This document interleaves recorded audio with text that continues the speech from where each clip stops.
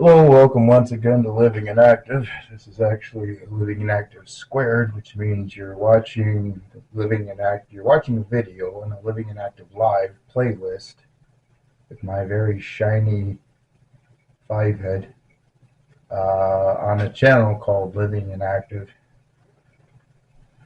It's not as confusing as it seems. I'm going to try to fix this lighting. Let's see. Does that work? How's that? Okay. Anyway, that's better. I like this a lot. So anyway, I'm doing kind of a little bit of a different thing. As you can see, this is my stove oven percolator, my friend. Here's my handy dandy not a wok.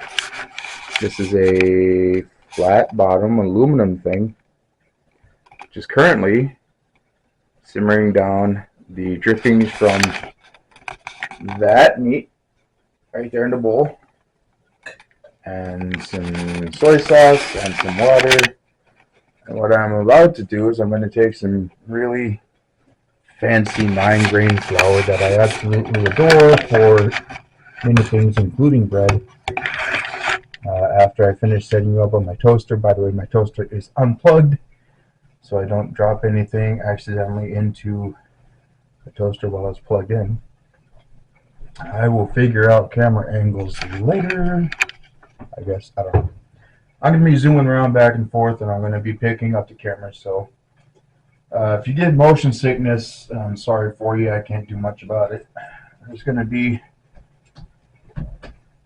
some action on this. You can't even see me. Anyway, there's going to be some action on this episode of Living and Active Live, because I'm moving, I'm doing things, because I'm alive, and if I want to stay alive, I need to eat. Since I live alone, if I want to eat, then I have to be the one actively cooking. So what I'm going to do is I'm going to take this is a very healthy flour. This is this video, by the way, because I have to say, it's not sponsored by anybody that I mentioned, a brand or otherwise, or any other channels. I'm not sponsored, I'm not monetized, I'm just me doing what I do, showing you what I use, and I'm not getting paid for any of it, so there you go. But this is a very nice flour, I like it a lot. It says it's vegan, free of gluten, MSG, soy, milk, eggs, peanuts, and tree nuts, which I just messed up by including soy sauce in my gravy that I'm about to make. But this is Unpretentious Baker is the brand, and it's the 9-grain flour. I have it in a 5-pound, 1-gallon bucket, which has a very nice seal on it that I depend on heavily. I have all kinds of different flours and stuff that I use for the breads that I like to make just for my own use. And I'm putting 2 heaping tablespoons of said flour into my hot liquid. And before it gets too hot, what I normally try to do is I try to stir into a cold liquid or room temperature liquid first to get it dissolved, and then I put it in with the hot stuff to keep lumps from forming. I'm not going to do that this time because there's no way I can handle the camera and the pot, or the pan and the hot and all of that all at once. So I am going to have probably some fairly lumpy gravy. I'm going to have to immediately, I think, add water, because it didn't have enough water in there. So while I'm doing this, I'm not going to explain stuff. I might, I don't know. But I just want to do this video because if you saw in my posts tab, my posts section, the community section, and by the way, I'm going to actually do the thing I don't like doing. I'm going to teach you how to use and navigate my YouTube channel. I usually like to operate under the presumption that everyone knows how to do YouTube, at least as a consumer, but I do want to sort of clue people into the fact that you as viewers can actually go to my community tab and initiate conversations on your own. You can go to the thing that says community. You can see what else is doing. I recommend, if you're going to go to community, click on new, and that way you can see everything in real time. It will be in descending order, newest to oldest. You're going to see all the same stuff you'll see in the posts, but you will also be able to see if anyone has reached out to me to start conversations with me, and you'll be able to join in on those conversations. So, in case you're wondering, this is quite taxing on me to hold my arm out this much. So I'm gonna have to stop. I'm gonna have to stop anyway because I have to go get more water. What I'm gonna do is I'm gonna let this gravy build up a little bit, and I'm going to add some stir-fry vegetables and canned green beans. Sorry, some frozen stir-fry vegetables and some canned green beans into that. I'm gonna let it cook down for a little bit. Then I'm gonna add the beef back to it, and then I'm going to let it cook down again. And that will be my dinner. I will also cook some rice, but because I have to do everything in stages and phases, step by step. One second. I'm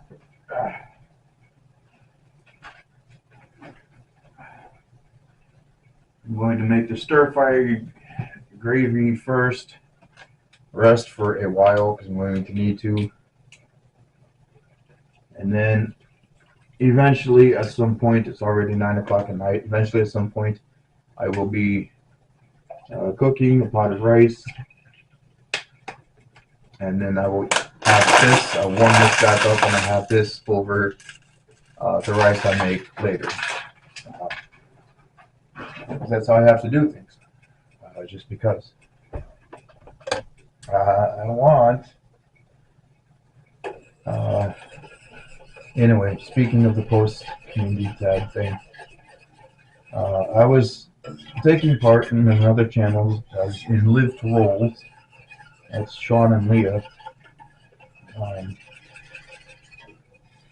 Elsewhere in some other corner of YouTube. You go check out their channel. It is all about their experience. Sean being quadriplegic, Leah being caregiver, as she says, caregiver promoted to life. They really are. They're a wonderful couple. Whatever. They're awesome to get to know, even online through the work they do. And they're really all about building community and establishing connections between disabled people that benefit everybody. So while I was watching their most recent podcast or live stream or whatever earlier today, man, I get tired.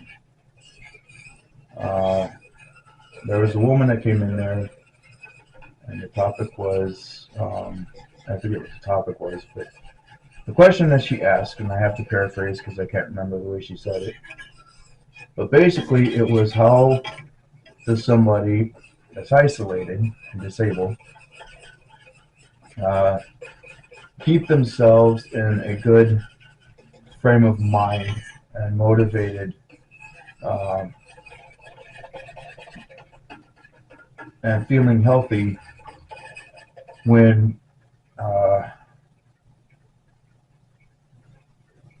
like after listening to the encouraging messages on like a live stream or a podcast or something like that, and once that session ends and someone clicks a button, then you're just by yourself again. How do you maintain a sense of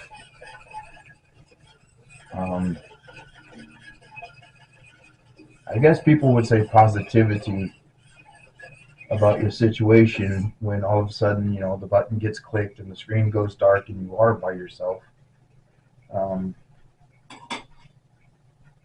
That's not the right word to use, I don't think, but I can't. It's hard to put it into words unless you know the experience.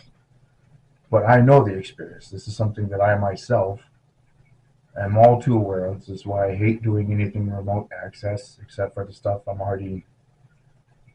Anyway, you've heard me say it before. But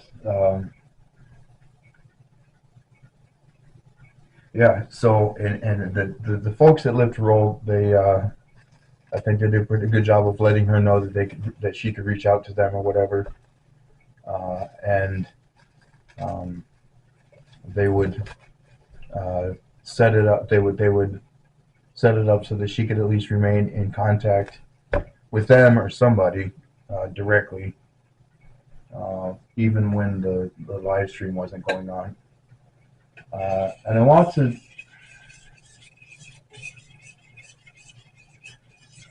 I don't have the population density here in Southwest Wisconsin. At least I don't think I do. That places like California or New York or some of the more built up areas have of disabled people.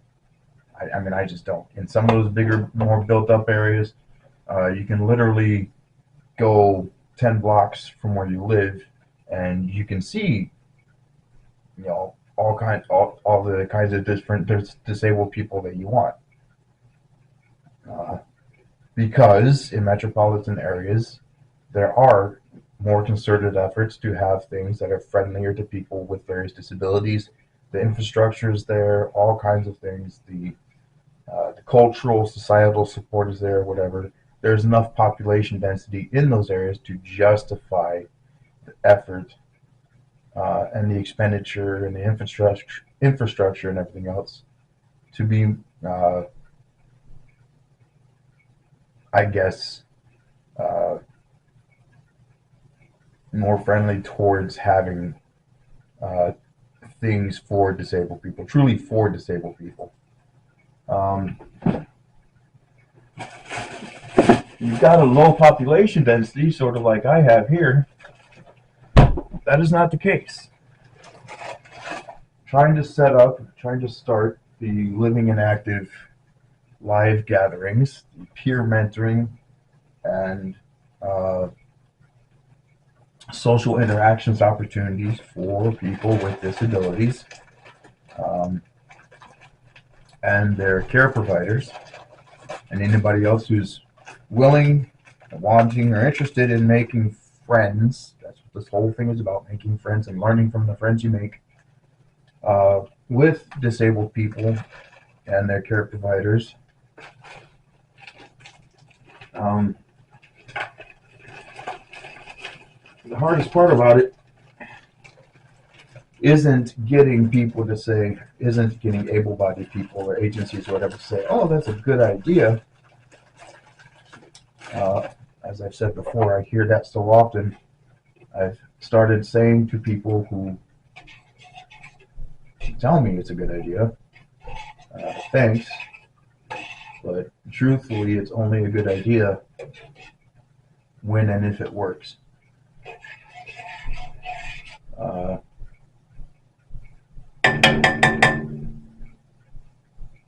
But it's the getting from the point where people acknowledge it's a good idea to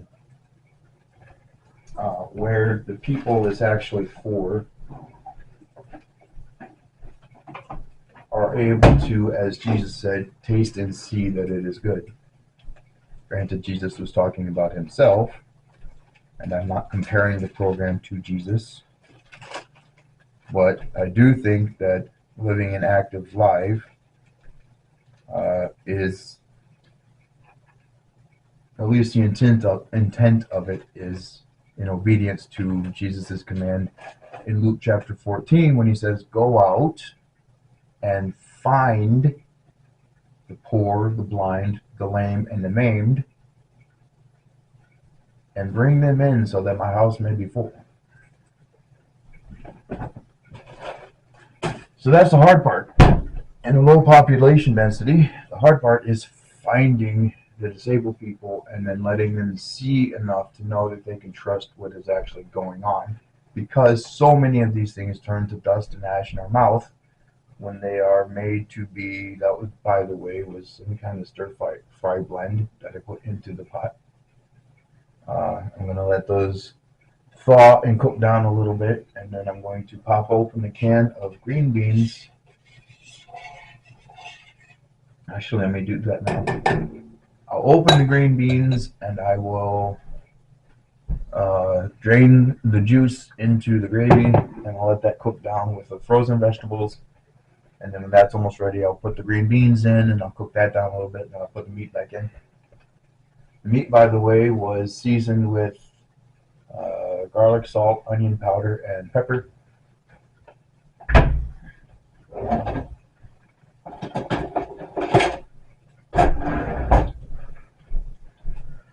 Now, because I do still have two half a hands, I am still sometimes able to use stuff like this really normal can opener. I've got to do it a little bit maybe different than what I used to. And my success rate is not 100%. But if nothing else, I can make a good show of pretending like this still works all the time. But I guess the proof is in the pudding, and that's not going to be the case today.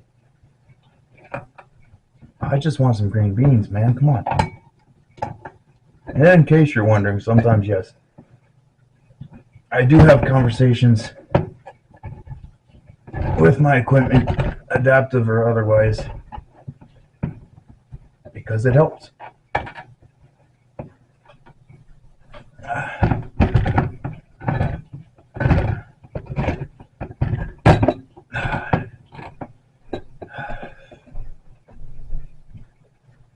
Ta-da! I opened it almost all the way. There's green bean juice going into the gravy. This is probably the fourth temperature change that this particular sauce has experienced in this cooking process. That, in combination with the 9-grain flour, is going to have a lot to do with the final consistency of the gravy. I bet you didn't know I could cook. Like, actually cook. I got rid of my microwave because I barely used it. And it took up too much space on my counter. I would rather have available space for jars and things, because I do food preservation through like dehydration. I'm starting to get a little bit into fermentation. See, I got it almost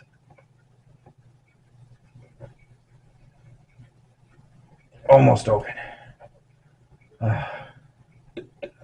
So, thanks to praise the Lord, I do still have my two half a hands. So I do still have some pinch, even though there's not much strength in it, and I have almost no stamina for anything sustained for more than a few seconds, no matter what I'm doing with my hands. So I end up throwing a lot of things, which is why I normally don't do things on camera, truth be told. But in the spirit of that poor woman that was just wondering how to go about staying in, maybe not staying in a good headspace or whatever. One of the suggestions that was made, and I understand, like, I get this. I have the same question, like, how, if you are alone, how how do you handle the disconnect between being able to share and interact with other people, because life that isn't shared is a very shallow, very empty, and unpleasant life. This is why God said it's not good for mankind to be alone. Um, and this is something that people understand. It's like one of the few things that uh, the vast majority of humanity uh, will agree to on some level that comes from the testimony of God concerning us and what we need. But um, it was said, it was suggested in the chat, it's like you just got to keep yourself busy. You just got to keep yourself busy. Well, I'm here to tell you, I've got all of this stuff. It's pretty much a full-time job. It's just activities of daily living. Truth be told, living life is pretty much a full-time job, and anything beyond that I would do and that I do to keep around myself, to stay busy and productive or whatever, or to take my mind off of things. At some point, they get to the point where I realize I'm doing them specifically to stay busy and keep my mind from realizing how lonely I actually am. And once that realization hits, the motivation to keep doing anything at all goes right out the window. It's decent, I suppose, for a temporary band-aid, but as is the nature of all band-aids, there's no permanence in it whatsoever. There's no actual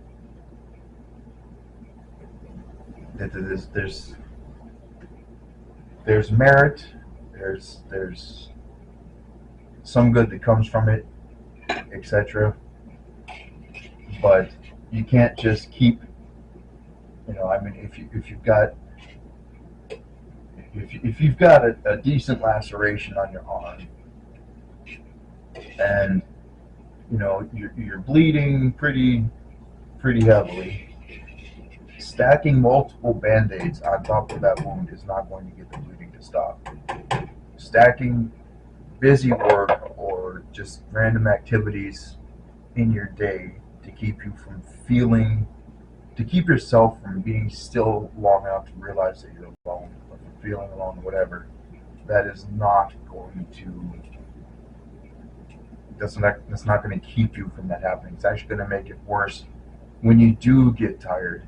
If that's your go-to, if that's your response, then when you do get too tired or you can't sustain the activities that you're doing to try to keep your mind busy, when you're no longer doing that activity and you're worn out and there's no comfort and there's no peace and there's no one there,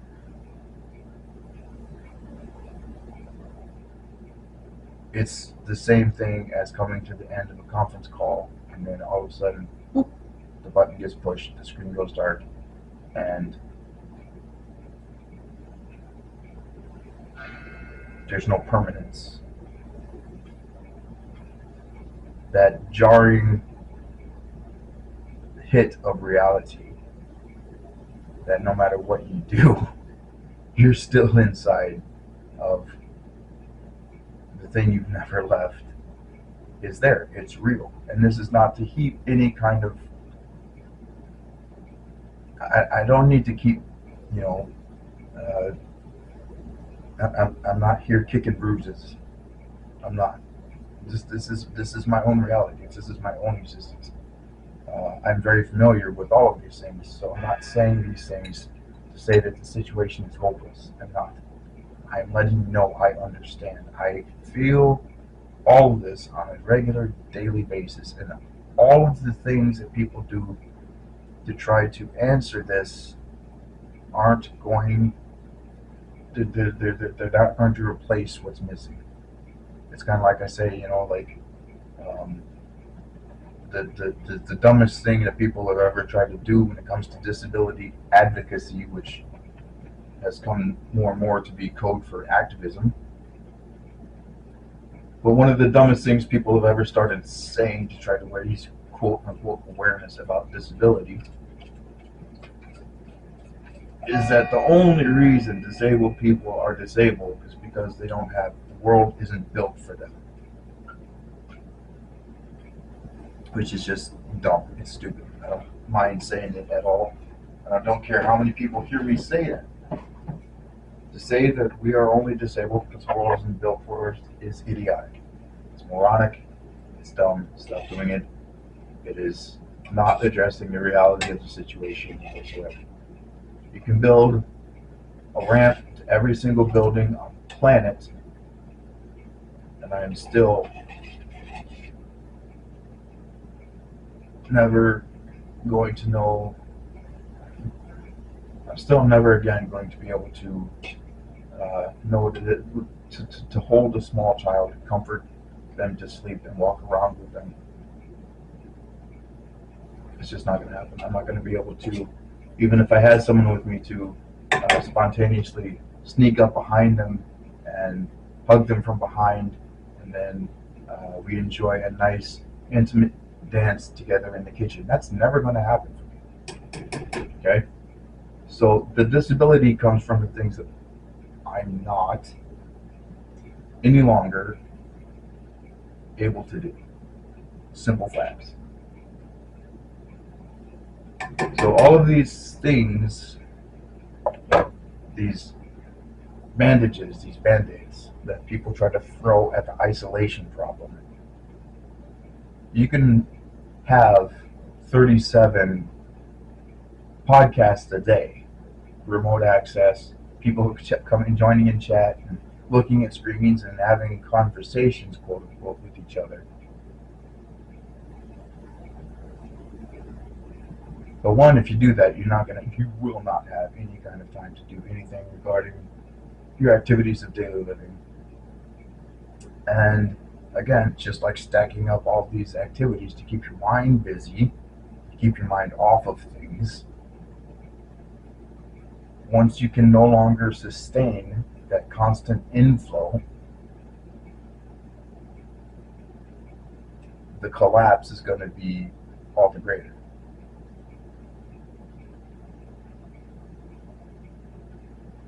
Obviously, the answer is to gain direct, personal, dedicated, trusting, and informal human contact with another human being in person, in real life.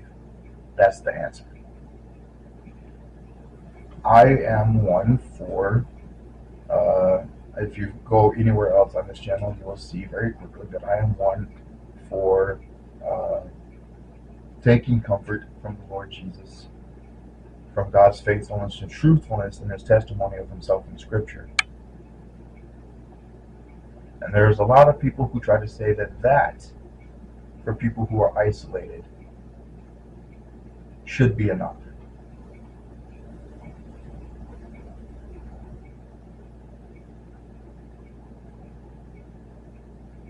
But since I take God at his every word, in every instance, I believe him when he says that it's not good for anyone to be alone.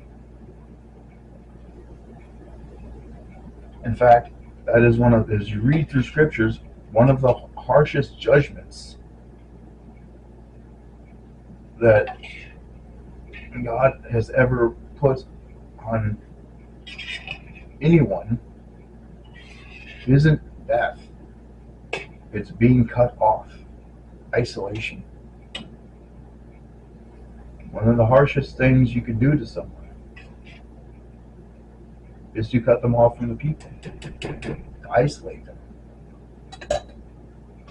Now, when COVID was happening, I saw this and I couldn't believe anybody was buying this, but unfortunately many people did. When the people who were in residential care facilities, when their families started saying, look, you need to let us in to visit our loved ones because our loved ones are deteriorating very quickly after being forced into loss of contact with us. When people started saying that, then the response from DHS, DHHS, whatever it is, the medical people that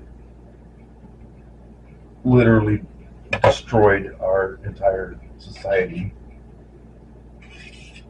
um, and our ability to be people, which is what we need to regain, which is why one of the reasons why I have to do something like Living and Active Life. But their response was, oh, if your loved one is telling you that the lack of human contact, direct interpersonal interaction, being able to be close enough to someone to touch them, to talk to them, to see them face to face,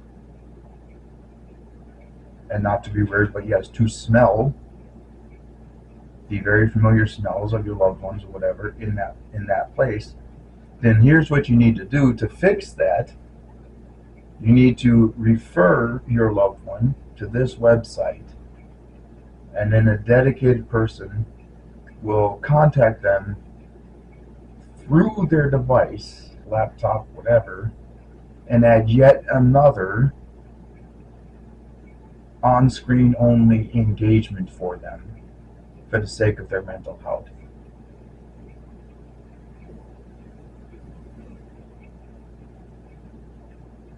More of the same thing is not going to fix the lack created by the counterfeit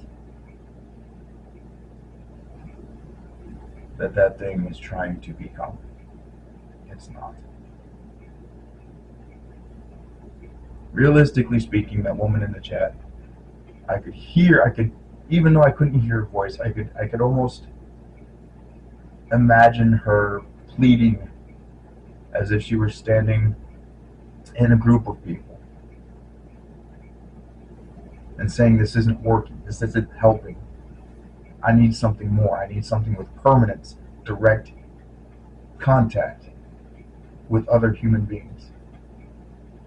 And I could hear it as just as plainly as if I would be saying it from my own experience, from my own heartache and loneliness and isolation and hurt. And I would have loved nothing more than in that moment to discover that she's like a town or two over, and it would be a simple matter of swapping contact information, and we could hang out. Nothing romantic, just being people, creating the opportunity to be and have friends. No idea where she is. No idea who or what she might have around her.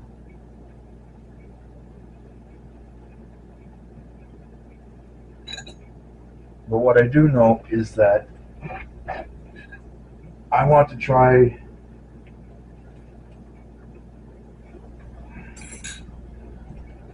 before the Lord, prayerfully, according to His will, Lord willing, and if the saints don't rise first. I sincerely and truly want to do what I can, as I can, to provide an opportunity for the fix to be implemented. Obviously, I cannot be everywhere.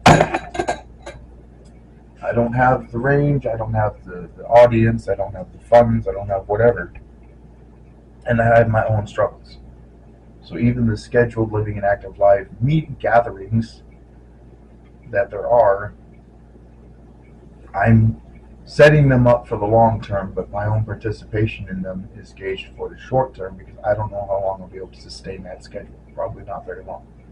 So I want there to be core groups of people who are able to maintain the schedule, to take advantage of the seed that's planted and to grow it and build it up, independent of my involvement. But I would like it to grow enough for me to make some personal friends of my own through this effort for my own benefit. I need this myself.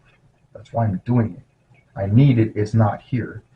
And so if I see an opportunity to try to do this and put it here, and I don't, and it continues to be the fact that there is nothing like this here for me, then the reason it's not here becomes my fault, and it's not going to be my fault. Not surprisingly, actually, I don't know if it's more ironic or just the way things go. But I have had more success, more momentum built up in the two closest towns to where I live than I have in my own city. Facilities is an issue. The the one meeting place that is currently available is giving me a bunch of grief because they don't understand. I'm not going to get into that. It might turn around tomorrow, and I don't want to have anything on record that I have to retract or whatever else. But it's not, I mean, just like finding other disabled people that aren't so used to being exploited by every single thing that says it's for disabled people. To trust enough to actually, come out, take part, participate, whatever. That's a struggle. It's not that the need isn't there. It's not. But anyway, for those of you watching, for those of you who are coming to know what this hopefully is about. By the way, you might want to see the food. I've been showing my face. I said earlier I was going to not have you staring at my face the whole time. I apologize. I spoke incorrectly. Here's the food so far. Maybe? Yes, yes, yes. Oh, come on. Why is this so hard to do? There we go. So I have one half a hand holding myself steady on the push rim of my wheelchair, and I have the other half a hand trying and failing to hold the camera steady, as you can see. But there you go. There's your shot of what's going on in my kitchen, my real and actual kitchen. This is not a test facility. This is not some kind of like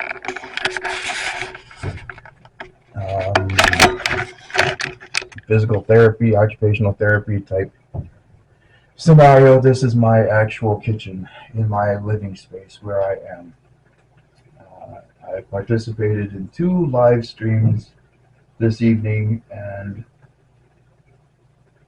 just like that woman, as soon as it was over, okay, great, now what? I didn't have it in me to start getting busy with a whole bunch of things because, like I said, it just makes me more aware that I'm doing those things because I'm lonely, because I have no one to interact with. So, whatever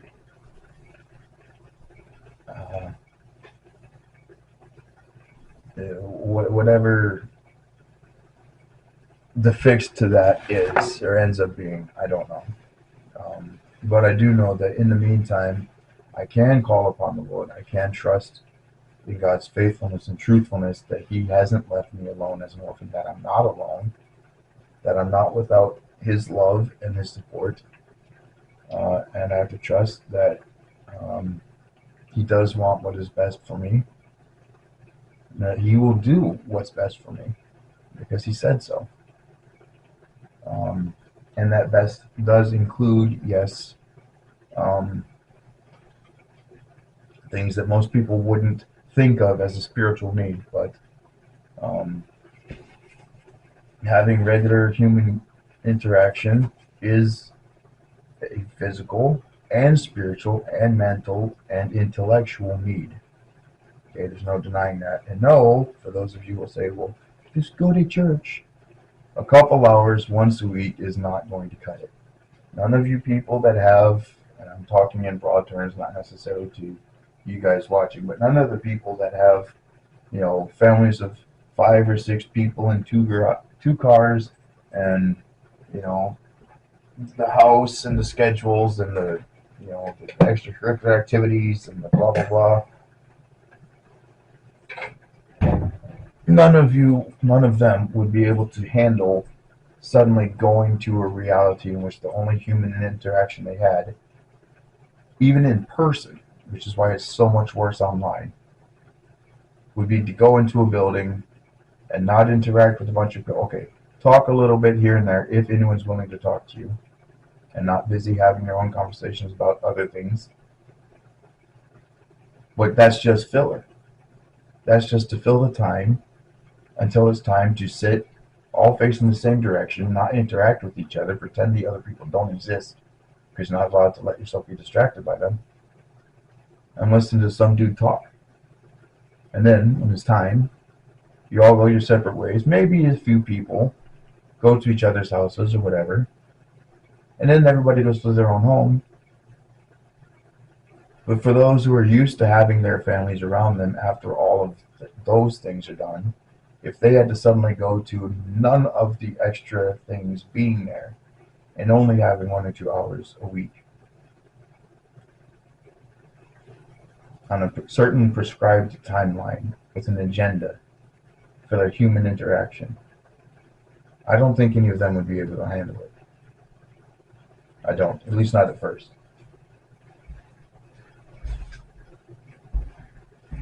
So, because that is a boiling pot of stuff, and because boiling things make splashes, I'm going to save myself a little bit of time. I've got a little bit of water on this water paper towel I've been playing with, and I'm just going to kind of spot clean random stuff here and there just to reduce what I'm going to be having to deal with later. But I've had the meat added back to the gravy for about 5 minutes now, and so I'm going to turn it off. I'm going to let it toast, as I say. I'm going to let it simmer and reduce and all of those other good things. And then when I'm ready to cook the rice, I will. And then while the rice is cooking, I will slowly heat this back up, and it will be great. And I will have some beef gravy stir fry over rice. It's going to be lovely. It's going to be wonderful. And then I will be returning. Sorry for giving you a close-up of my mouth. I will be returning to probably looking through emails, see what's going on with some of the Living and Active live gathering things or whatever, or just looking for resources, or I'll sit there and I'll lump and wait until it's time to eat or I have energy to make rice. I might have some snacks. Snack sounds good. I'll probably have some coffee. And I will think long and hard about how to go about getting local disabled people into a situation in which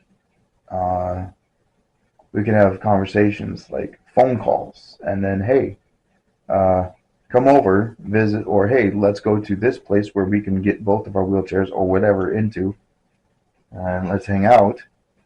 Because the truth of the Living and Active Live is that I want it to grow beyond the meetings. I want it to be a starting point, a catalyst for many genuine friendships that carry on outside of the schedule of Living and Active.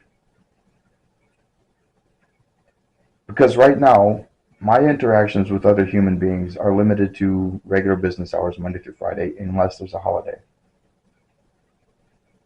I hate weekends. I absolutely hate weekends, because on weekends, nobody's emailing me a response for anything. On weekends, I can't go to the shops and have conversations with the only people I know in town, the only way I have the ability to make conversation with them, to interact with them. I absolutely hate weekends. It's not free time for me. It's isolation time. So the point of Living and Active will be to get people to where they aren't dependent on the Living and Active schedule. They can call each other, email each other, meet up places other than the Living and Active gathering sites, and have genuine friendships that aren't exploitive, that aren't centered on anything other than just friends, having friends, being friends, learning from the friends you make. And until that happens, I don't care how good of an idea people say living an active life actually is, it's not working. So, to the woman who I was speaking of a couple times in this video, if you find your way to this channel, hello, welcome. I am very glad that you made it here. It would be nice to get to know you, the comments, the community tab, whatever. And I will pray that the Lord answers your prayers, even if you don't know their prayers yet, soon. So that's it. That's this video. My arms are very tired. I'm getting very tired. I need to get out of this chair, transfer to the wheelchair, not to the wheelchair. I'm in the wheelchair.